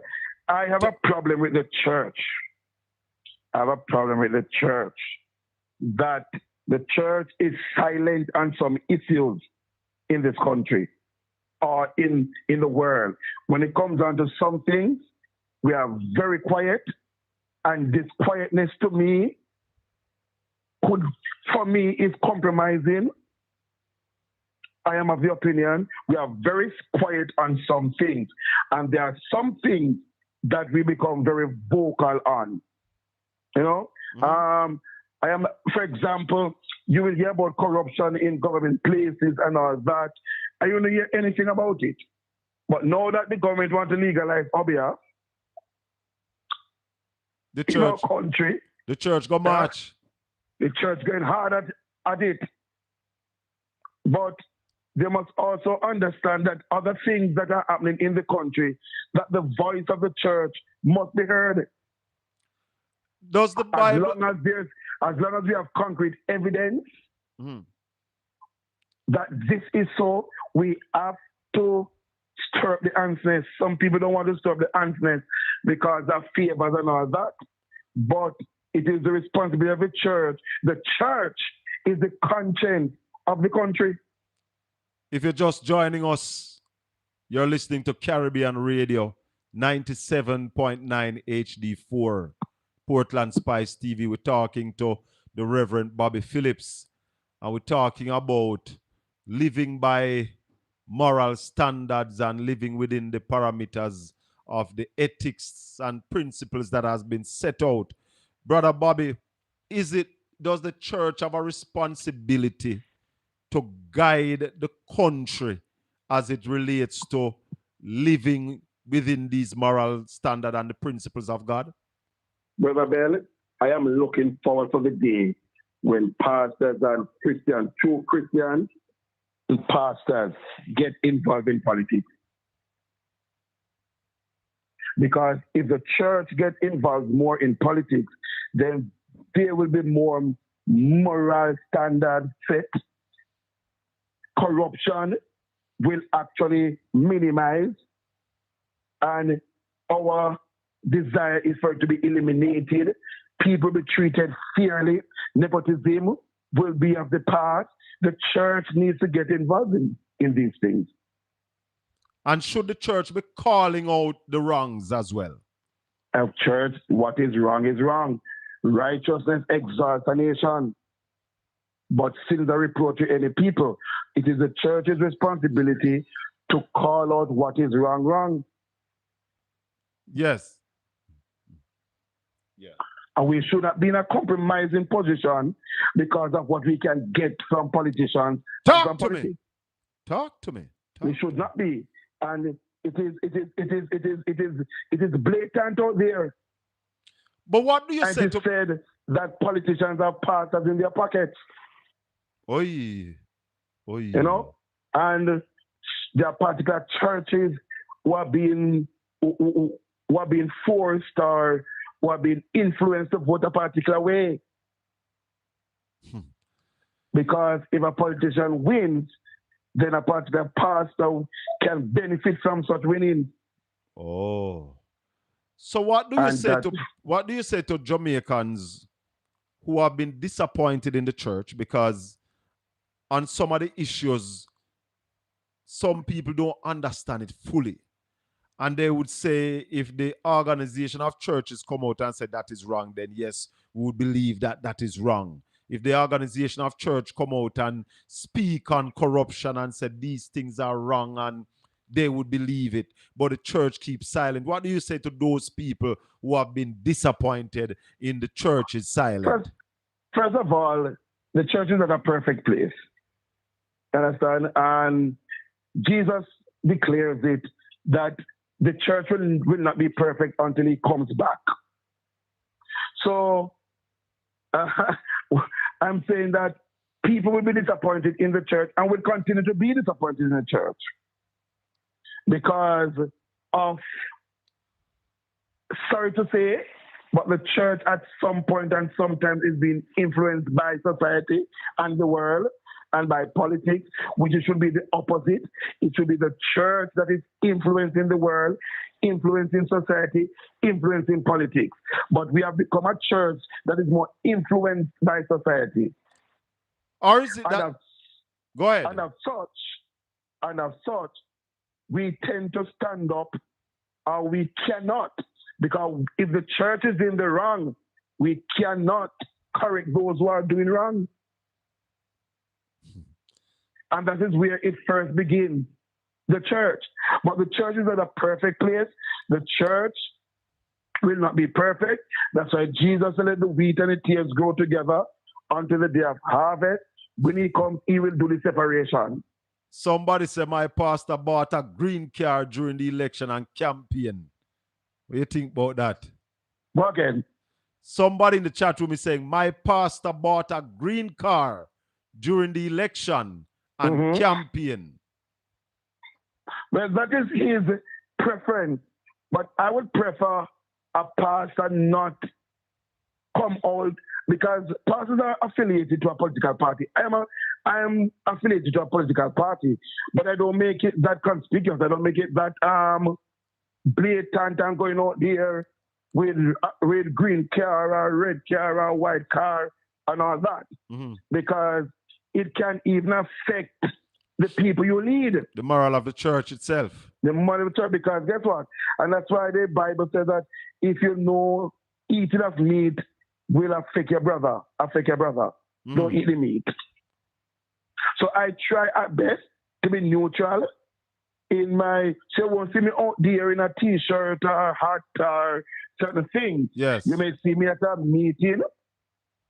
You may see me at a gathering. Yes. But you won't see me promoting as such. Right. You know, and that is for the church's sake.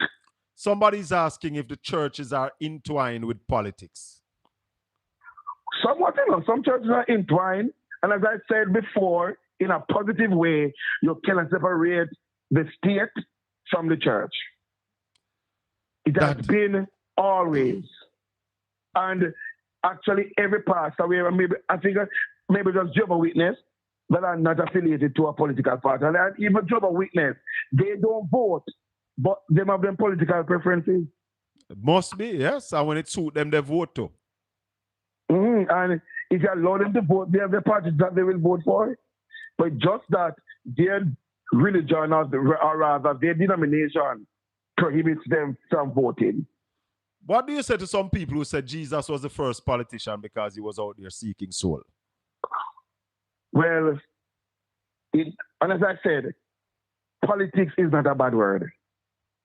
You understand? Politics is we make it to become a bad thing with the corruption and the level of immorality and nepotism and all that is not a bad word, because even the church you'll find politics. But in a nutshell, it could be say yes, Jesus was a politician, but not in the way we typically define politics. You know? Yes. Because Jesus did not engage in partisan politics. In partisan politics, right. Yes, and he never seek after a political office. But his life, his ministry, Jesus' life, yes, and his ministry was actually, as a matter of fact, when I go to the Bible, you know, Jesus actually messed up political structures. Messed them up. His life and message had deep political implications. Oh, yeah? Yes, man. Because his message challenged injustice. Yes. It challenged corruption, oppression, false authority, etc. And Jesus' ministry and life was more of a radical alternative. He came to preach and to promote the kingdom of God. Somebody is All right? suggesting that I read Exodus 28, Exodus 23, verse 8. I don't know if you can remember what that says. I know he's a man who know the Bible like that. Me not have a clue. What Exodus, go again. Exodus 23, verse 8. 23, verse 8. This is what it says. May run. Do not accept bribe, for a bribe blinds those who see and twist the words of the innocent. Yes. So, yes. So the Bible speaks to even vote buying then? Yes, bribery. So bribery was condemned because what bribery did was to distort the truth. Yes. And it leads to injustice and harms innocent people. So what the verse really saying is that the verse highlights how bribes blind people's judgment. Yes. And cause them to pervert justice. Brother Phillips, I want to thank you for the time this evening. We'll definitely be calling upon you for spiritual guidance more often. Thank you very much. Yes, man, when you're ready, man. But it is the church's responsibility as I go to pray for government. Yes. Not to take side, and prayer cannot be biased. We don't pray biased prayers. You must when we pray, whether you are one side or the other, we have to accept that this government is in leading, and we must pray for them, because whatever decision they make will also impact us. It will also have implication on us as citizens of this country. I always tell people that politicians should be like pastors with the responsibility to guide the flock. Well, should be, but if you can expect politicians who are not Christians to lead God's people. So the first thing they need to do is to accept Jesus Christ as their Lord. Yes. Yes. You understand? Yes. Because they are not of God, so you don't expect them to behave and operate as Christians. The scripture that says, those who know the work and do it not shall be flogged with many stripes. Many stripes, If politicians do the same, and the Bible also speak to misleading God's people. If politicians do the same, are they held to the same spiritual standard? Because I believe it is allowed by the Almighty for one to lead, to lead his people. Although the Bible also speaks that you can have bad leaders that are not of God. Yes. And therefore lead the people astray. But if leaders deliberately lead people astray, are they held by that spiritual standard that God will flog them with many stripes? Somewhat. Politicians are held to the same moral and ethical standards as church leaders. And it's a debatable issue out there. Because biblical perspective on leadership might be different from political leadership. You understand? From civil leadership. However, the Bible expects government leaders to rule justly, protect the vulnerable, and maintain order. Okay. But where does this view comes from that when the people vote, it is the voice of God? Is that a biblical quote? Well, they believe that whatever happened is God allowed to happen. All right, Pastor. So maybe that's where they're taking it from. That what happens, the outcome is God. And let me tell you this. But is that really so? Sometimes God will make a political party win to punish people. Because the Bible says when the people wicked, him put a wicked a ruler over you, right? Yeah, man. So is that every outcome? Well, let me put it like this. Sometimes the nation, I remember Israel at one point, they wanted a leader, a king, like every other nation. Yeah. And they went to God and told God that they wanted Saul. But God's choice for them was David. But they insisted that every other nation have a king. We can't wait on you to give us our king. So we are choosing our king. Yeah. And he gave them Saul. And Saul messed up Israel. Oh, so messed up Israel. So I was about to ask you if you don't think that in some case God allowed the devil to do something. Why you think God allowed Israel to go in punishment of the Egyptians? Pharaoh. Talk to me. Because Israel sinned against God. Israel's actions were not in line with God, and God said, okay, your punishment will be your enemies shall put you in slavery. And hence Pharaoh came now and put God's people, listen now, the enemy came and put God's people in bondage, in captivity, in slavery. But the God we serve is a God of justice. He's a God of a second chance. And so when God realized that they served their time under the hands of wicked Pharaoh, that's when he empowered Moses to go and tell Pharaoh, let my people go. Romans 13 verse 1. You can find that for me quickly. Which one? Romans 13 verse 1. Romans 13. I'm using the phone. Fitzroy Palmer is suggesting that scripture. Let everyone be subject to the governing authority, yes, for there is no authority except that which God has established. The authorities that exist have been established by God. So this verse is really Paul teaching on the Christian relationship to government again. Yes. Right? So what it emphasizes is that all governing authorities are ultimately established by God, meaning God is sovereign over government. So we go back to the same thing. God will allow a government to win, to put people in punishment. And like Marcus Garvey said, people will never know themselves. Black people will never know themselves until their back is against the wall. So exactly.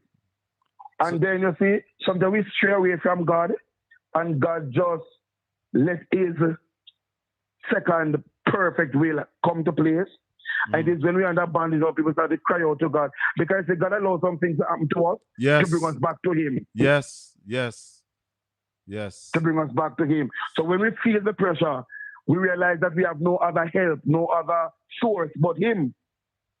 And that is when we cry out to him. And then he intervenes and he changes what ought to be changed.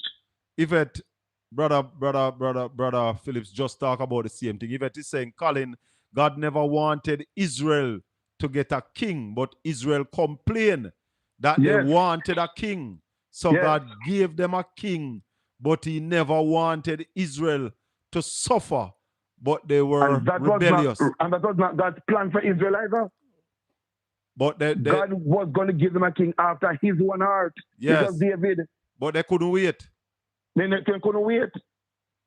Finally, Brother Bobby, Revelation 16, 17, and 18 says it speak to the enemy, giving power over the people.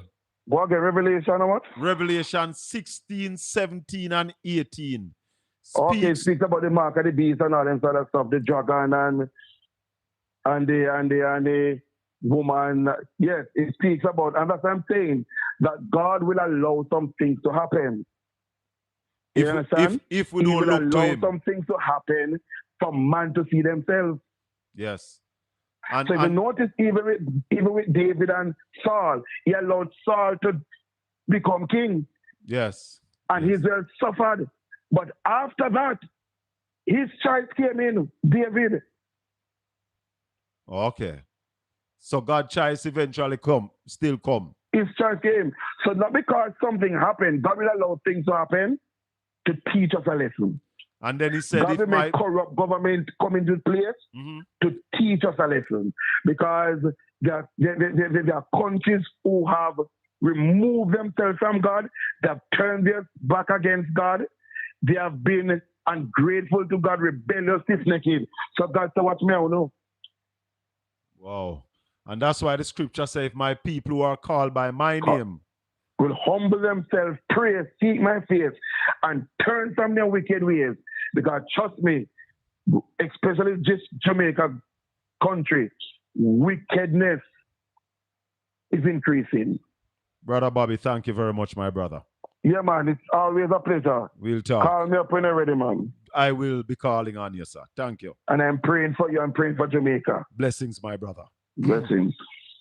The Reverend Bobby Phillips, because we are seeing a country now where people are out there defending the wrong, defending the wrong things. We see people defending them. We see people out there blatantly just telling lies. Just lies. And we say, Jamaica, we have to be careful. We have to be careful, Jamaica land we love. 876-804-7072. That's the number to call. Hello, good evening. Yes, Colin. Yeah, man. You know, so the man, they make a Chinese, them got 50% of Chinese, they walk, they are God.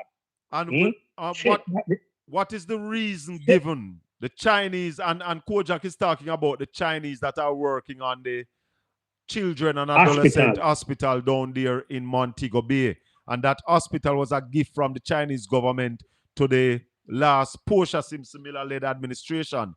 What is the reason given for them leaving?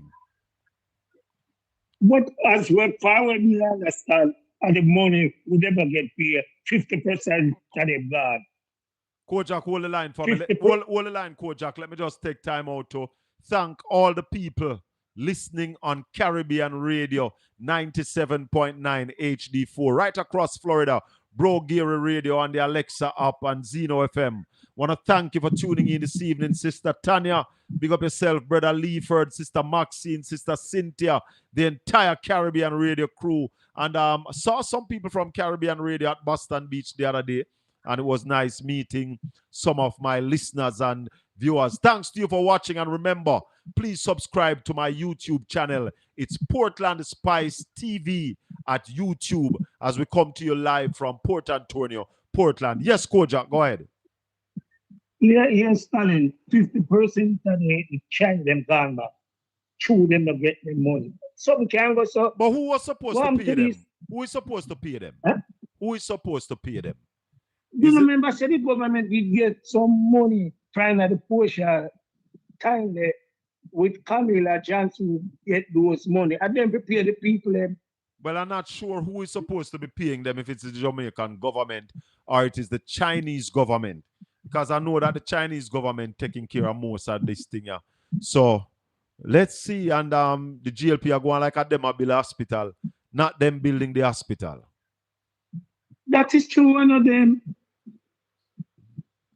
All right, Colin, big up yourself. Bless up, Kojak. 876-804-7072. That's the number to call. You're listening to the Colin Bell Show live on Caribbean Radio 97.9 HD4. Yeah, man. Now, we know that the Auditor General is looking into Cornwall Regional, and we await that report coming out of Cornwall Regional. You know what something I want to say? A lady has been calling me. A lady has been calling me. Want me to carry her on this channel. Hold on, caller. Want me to carry her on this channel to expose her husband. And I said to the lady, we not do that. We don't do that on Portland Spice TV. This is not a Cascas channel. So go ahead, caller. Big up yourself, Mr. Fame. Walk one, bro. Hey, I know. Talk to me. They said the economy not good. Then, you know, you're the man them said they can't pay civil servant more than 2%, bro. You know, here we are going. Let me just see the BOD. I said the third quarter achieve about 3 to 4% growth. Make we see it. That is what we want. 3 to 4% you never see that, growth.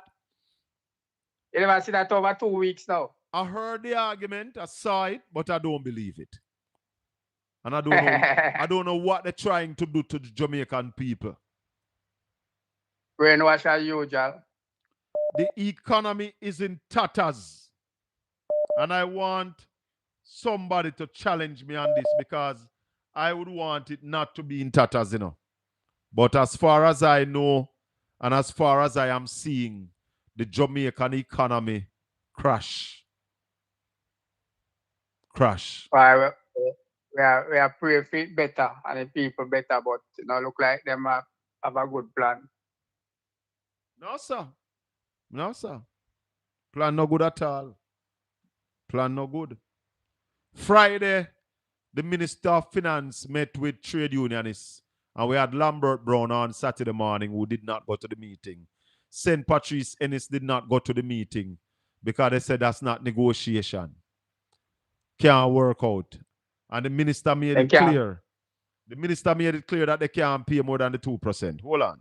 The Executive Director of Jamaica Accountability Meetup. No, not that one. Hold on. Time, vile, filthy, and scandalous. Health Minister Dr. Christopher Tufton is dismissing innuendo. Not Tufton. Hold on. Our claim, we were given a deadline of November 2024 to submit our claim, and we sat painstakingly as unions, come together, put our claims together for you to tell us 6 months later that we're getting zero. It does not make sense. We have to be intentional about what is it that negotiation and collective bargaining means to us. And you hear that? That is the lady who is in charge of the union for the civil servant. They're not taking the 2%.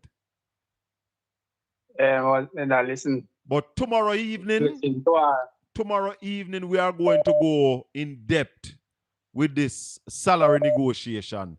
That's where we're going tomorrow evening, my brother. You know, see, the IFC just posted about there's a shortfall in the revenue. That just came out this evening? Yeah. Well, as I said, tomorrow evening we're going to be looking at the economy. And I'm going to bring some people on tomorrow. I see them not able to meet the target of the budget. Oh? Oh, yeah, say. Well, Ralston has been telling us, you know, that things not dandy. We've been talking about it. Said things not dandy. But so it go, brother. We are watching it. We're watching it. So you're not about him case. Anjo? Yeah, man, but them are do it in a closed door. Ghana, why say the Ghana judges chambers? Yes, in camera they call it. So the media is not allowed, and citizens can't just walk in.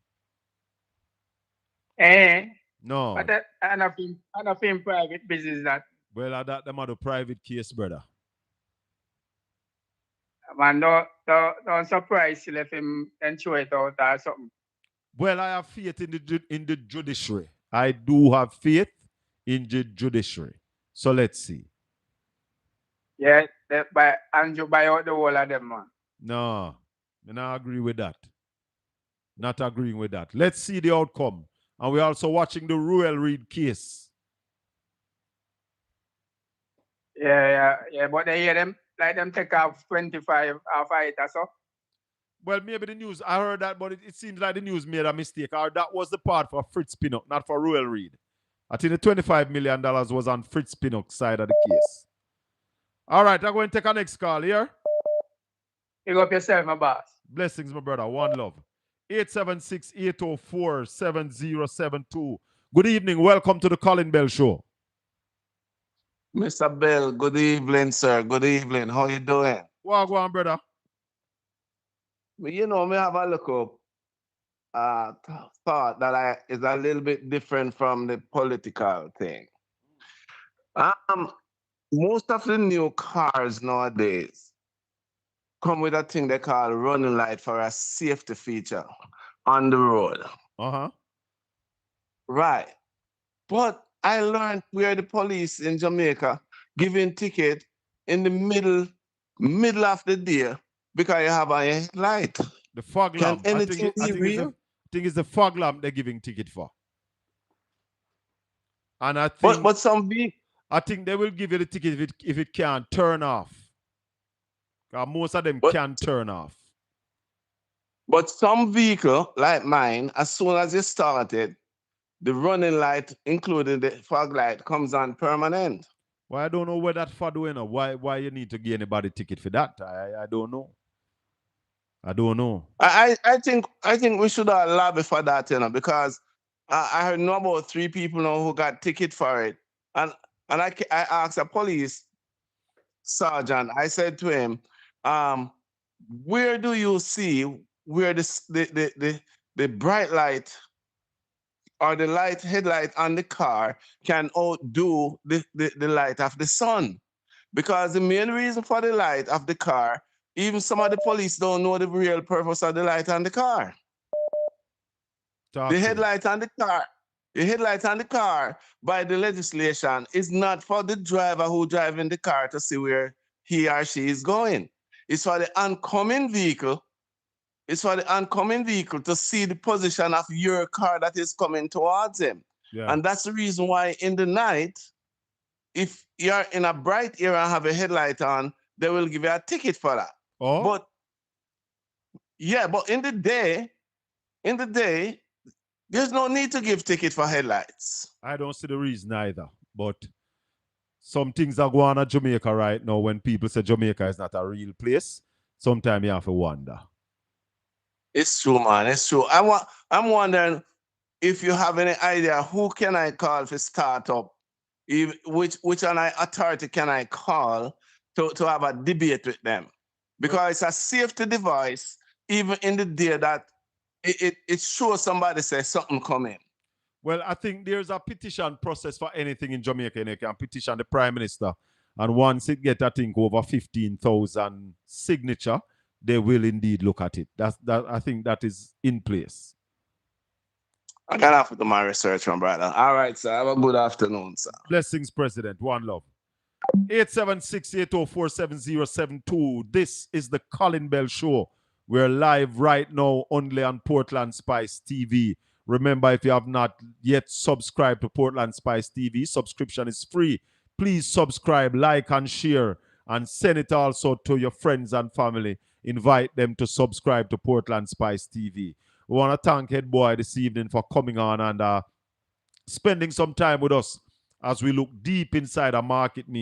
We had a doctor guy schedule, but something came up and he was unable to join us this evening. But hey, remember, tomorrow evening we're going to be here again.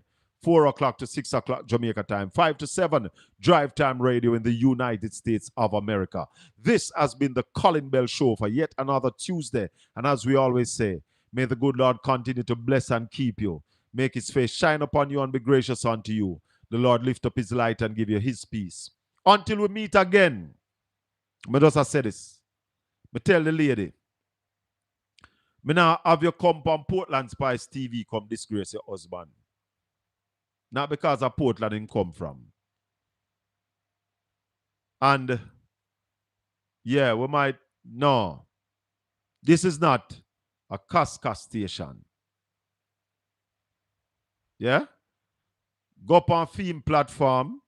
Although I'm not going to allow you, but I will not allow you on my platform to embarrass him. Me tell you, say, me a real man. Me no mama man. Me no sissy. So, me now go endorse a wife coming on my program to embarrass her husband. On a thing personal, keep it personal. Don't get me night. Me not do tat for fish and butter for tat or however them call it. I leave all my vengeance to the Lord Jesus Christ. Thank you, everybody. May the good Lord bless and keep you. Make his face shine upon you and be gracious unto you. Until we meet tomorrow evening, where we're going to be looking at the salary offer. Government is offering civil servant 2%, when before they had put it in the budget that 9% in year 1, 6 in year 2, 6 in year 3 was that election gimmicks. Yeah, man, we are king, man. We're not mix up. No, not round here. We're not doing it. Blessings, my people. Tomorrow evening. Peace out.